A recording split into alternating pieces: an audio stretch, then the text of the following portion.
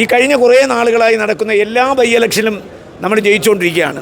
നിങ്ങൾക്കറിയാം, ആദ്യമായി PT. Thomas മരിച്ചു, അവിടെ തെരഞ്ഞെടുപ്പ് വന്നു. പി.ടി. തോമസിന് കിട്ടിയതിൻ്റെ 3.5 വോട്ടിനാണ് നമ്മളവിടെ ജയിച്ചത്.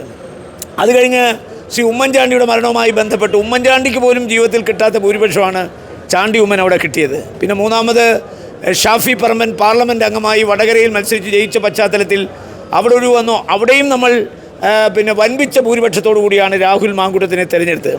തൊട്ടടുത്ത് നമുക്കറിയാം രാധാകൃഷ്ണൻ പാർലമെൻറ്റിലേക്ക് പോയി.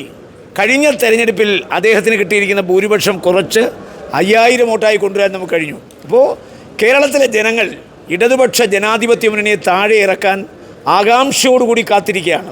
അതിൻ്റെ ഒരു കേളികൊട്ടാണ് ഈ ബൈ ഇലക്ഷൻ. അതുകൊണ്ട് ഈ തെരഞ്ഞെടുപ്പിൽ UDF ജയിച്ചിരിക്കും. വേറെ ഒരു കാരണവശാലും ഞങ്ങൾക്ക് പരാജയത്തെക്കുറിച്ച് ചിന്തിക്കാനാവില്ല. കേരളത്തിലെ ജനങ്ങളിൽ ഞങ്ങൾക്ക് ഉത്തമ വിശ്വാസമുണ്ട്. കഴിഞ്ഞ 9 വർഷമായി അവർ അനുഭവിച്ചുകൊണ്ടിരിക്കുന്ന കഷ്ടപ്പാടുകൾ, ബുദ്ധിമുട്ടുകൾ, വേദനകൾ, യാതനകൾ, അതിനൊരു അറുതി വരുത്തണ്ടേ? അറുതി വരണമെങ്കിൽ ഈ 3 ബൈ ഇലക്ഷനിൽ ജനങ്ങൾ ആർക്കാണോ വോട്ട് ചെയ്തത് ഈ ബൈ ഇലക്ഷനും അവർക്ക് തന്നെ വോട്ട് ചെയ്യും. ശ്രീ ആര്യാടൻ ഷൗക്കത്ത് വൻപിച്ച ഭൂരിപക്ഷത്തിൽ ജയിക്കും.